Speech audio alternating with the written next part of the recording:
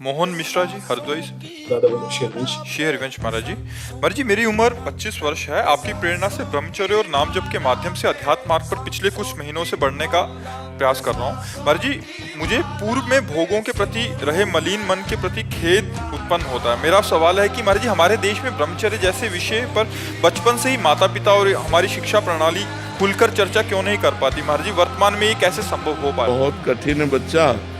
जब उसको चर्चा करो तो लोग उसे दूषित बात समझते हैं, नहीं? जैसे कहा जाए अपने कि भाई आप लोग को एक अवसर मिला है।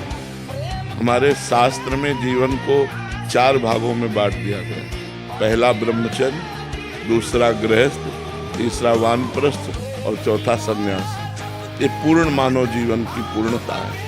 अब जब नींव ही ना होगी तो महल कैसे खड़ा हो जाएगा? मनुष्य जीवन की नींव है ब्रह्मचर्य।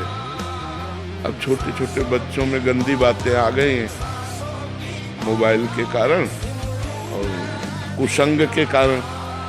हमारे सामने ऐसे ऐसे बच्चे हैं जो 12 वर्ष 13 वर्ष के हैं और हस्तमैथुन के शिकार हो गए, ये गलत आचरण में आ गए। तो अब उनका जीवन क्या खोखला हो जाएगा? जवानी आते आते वो अपने को खोखला कर देंगे।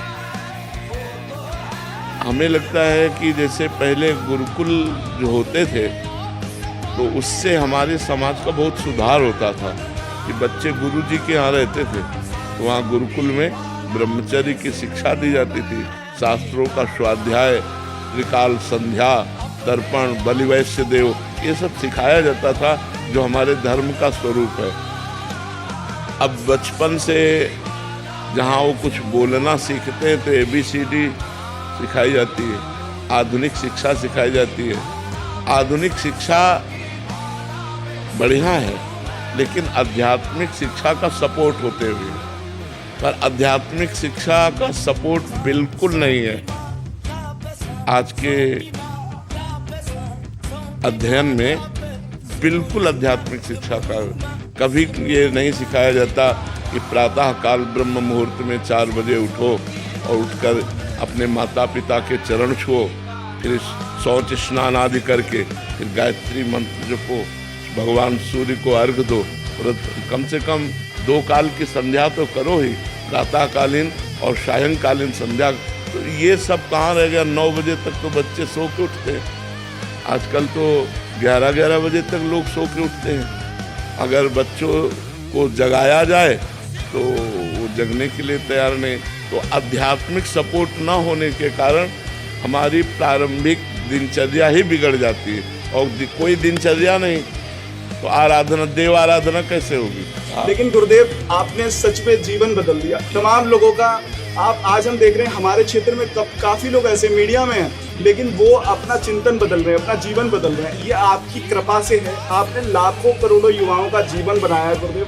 ये कृपा बनाए रखना। और हम सच में, ये मेरे जीवन में हुआ है गुरुदेव। महाराज जी, अभी चर्चा चल रही थी इसलिए आपको बता रहे हैं। महाराज जी, पीछे 1 साल से इस पे काम कर रहे थे। एक ब्रह्मचर्य कब, क्यों और कैसे, आपकी मतलब प्रवचनों से और आपने जो आज तक महाराज इसकी विशेष सूची में आपको 4 खंड में महाराज इसको किया है। जैसे ये कह रहे हैं कि स्कूल में विद्यार्थी आदि या किन्हीं को तो ब्रह्मचर्य क्या है, उसको वीर्य उत्पन्न कैसे होता है, या उसकी रक्षण के लिए क्या क्या हमें ध्यान रखना चाहिए, हमारी दिनचर्या क्या होनी चाहिए, हमारा खान पान क्या होना चाहिए, या अगर विद्यार्थी हैं तो ब्रह्मचर्य कैसे, अगर हम सन्यासी हैं तो फिर ब्रह्मचर्य का क्या महत्व है? बहुत सुंदर लिखा हुआ है। हमारी पूरा संकलन पिछले 1 साल से इस पे हम काम कर रहे थे। बहुत सुंदर।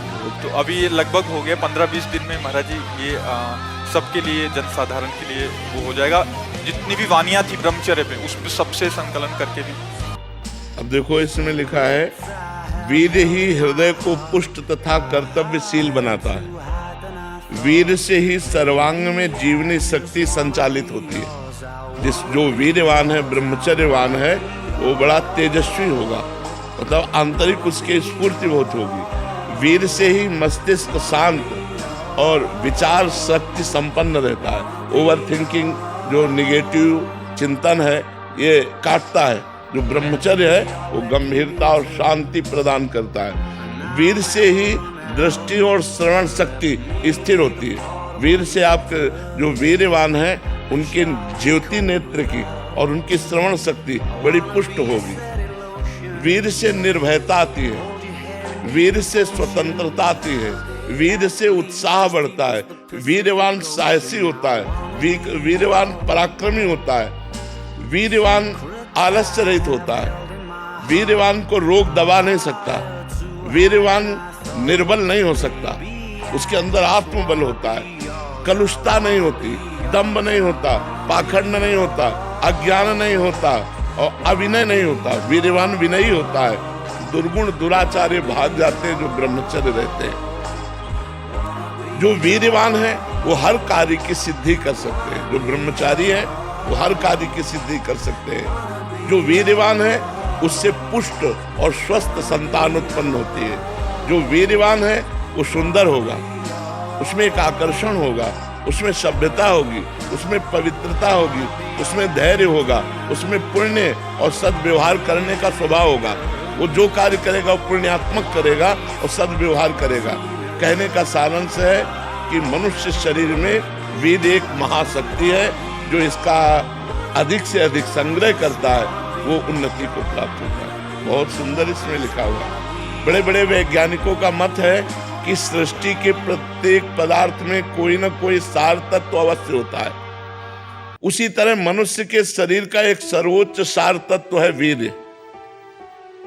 इसके बिना वो एक क्षण भी सक्रिय नहीं रह सकता।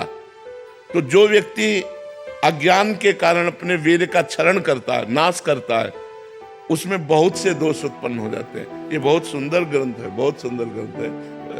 ये जो सत्संग है हमारे, उन सत्संगों का इसमें संकलन किया गया है। इसमें ब्रह्मचर्य कब, क्यों और कैसे रहे। महाराज जी, इसमें जो प्रश्न उत्तर भी साधकों के साथ हुए हैं आपके, जो ब्रह्मचर्य के ऊपर पूछे हैं, चाहे स्त्री साधक ने, वो भी उसका भी जो आपने उत्तर दिया है, बहुत सुंदर किया। बहुत अगले 15, 20, 25 दिन में इसका हम जनसाधारण के लिए प्रिंट आउट के लिए, हाँ बिल्कुल, बहुत सुंदर। इससे नौजवानों को बहुत लाभ मिलेगा। हाँ, बहुत। मतलब जो विद्यार्थी हैं या जो सन्यासी हैं, स्त्रियां हैं, पुरुष हैं, ग्रस्त में हैं, सबके लिए अलग अलग किस दशा में कैसे ब्रह्मचर्य को धारण करें। बहुत सुंदर। मतलब ये संक्षेप में और समझा दीजिए कि आगे कैसे हम लोग चलें। अभी तो चल रहे हैं लेकिन कभी कभी एकदम से वेग आता तो बड़ी समस्या होती है। आगे कैसे? उस समय नाम जप नाम कीर्तन, ये दो ही बचाते हैं। काम का वेग तब हमको व्यथित करेगा, ध्यायतो विषयान पुंसास संगास तेषु उपजायते। जब हम भजन छोड़ देंगे और उसी विषय का चिंतन करने लगेंगे तब वो हमारी हालत खराब कर देगा। और अगर हमारे अंदर काम का वेग आ रहा है और हम भगवान नाम कीर्तन करने लगे, सत्संग सुनने लगे, मतलब अपने को, दिमाग को हमको उसे हटाना है हमको, या किसी संत से मिल गए, भगवत चर्चा करने लगे, कुछ ना हो तो मोबाइल से सत्संग लगा लो। कुछ ऐसे सत्संग रखो कि अलग अलग दवा, जैसे मन चंचल है तो क्या करना चाहिए, अगर हमारे अंदर काम आ रहा है तो क्या करना चाहिए, हमारे अंदर धन का लोभ आ रहा है तो क्या करना चाहिए। अलग अलग विषयों में एकांतिक में चर्चाएं हुई, वो चर्चा अलग अलग रख ले और जब हमारा मन जहां परेशान करे वो चर्चा सुन लेना चाहिए। और नाम जप जरूर करना चाहिए। नाम जप से बच जाओगे। नाम काटता है, जैसे वो अंदर से मन एकाग्र कर रहा है आपको काम में, काम क्रीड़ा में एकाग्र कर रहा है। अब आप एकाग्र ना हो पाओ, बस आपकी चतुरताएं है। अगर एकाग्र हो गए तो संकल्प बन जाएगा, और संकल्प बन जाएगा फिर गड़बड़ हो जाएगा। संकल्प न बनने पाए, वो बार बार पेश करेगा, पीछे के संयोग पेश करेगा। जो पीछे गलती हो गई वो सुख आपके सामने लाएगा और आपको आकर्षित करेगा। आपको हटाना है, राधा राधा राधा राधा राधा, और एक बार हटा लिया आप और कोई क्रिया नहीं हो पाई तो अगली बार वो 80% में आएगा, 100% में नहीं आएगा। और अगर दूसरी बार हटा दिया तो कम होता चला जाएगा। कम होते होते फिर स्फुरण होता है और खत्म हो जाता है। फिर धीरे धीरे स्फुरण भी खत्म हो जाता है। पर ये बहुत लंबा प्रोसेस है, ये नहीं कि 2-4 साल में खत्म हो जाएगा, लंबा प्रोसेस है।